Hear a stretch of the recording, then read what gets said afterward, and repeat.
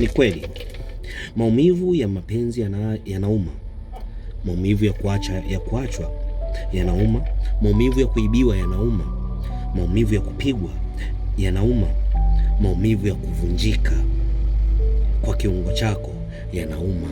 Lakini maumivu haya yote huwa yanakuja na yanapita, na pia huenda yanaisha kabisa.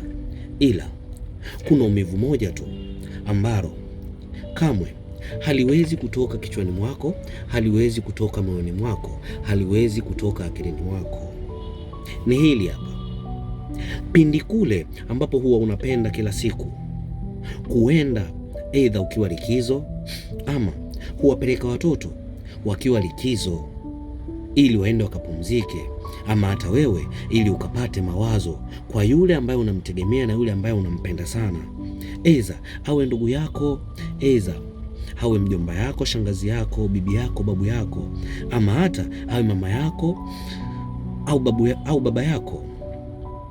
Leo hii ulishazoea kwenda kule kupata mawazo yao, kupata ushauri wao, ili mambo yako yaweze kuenda na yaweze kufanikiwa.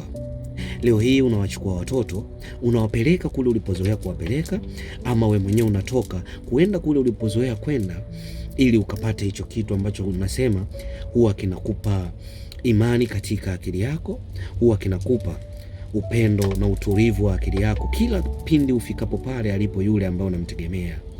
Leo hii unaenda unakuta tuta limemfikia tayari, ameshaenda chini ya ardhi futi 6. Fikiria maumivu hayo, kwamba kila ukikumbuka kwamba na leo naenda kwa ndugu yangu, leo naenda kwa baba, naenda kwa mama, leo naenda kwa kaka, naenda kwa dada kupata ushauri wake, lakini kila ukifika unakuta nyumba tupu. Pembeni ya nyumba unaona ule udongo ambao umemfukia na sehemu ambapo yeye amelala, ametangulia tayari mbele za haki. Kamwe maumivu hayo huwezi kuyasahau hata ufanyeje. Maumivu hayo hayawezi yakatoka mpaka siku na wewe unapoondoka katika ulimwengu huu. Unajua nini? Ishi kwa amani, ishi kwa upendo na wale ambao unawapenda, na wale ambao unaona wana umuhimu katika akili yako, katika kichwa chako, katika maisha yako. Jua jinsi ya kuishi na watu. Kikubwa akili na moyo, hivyo tu.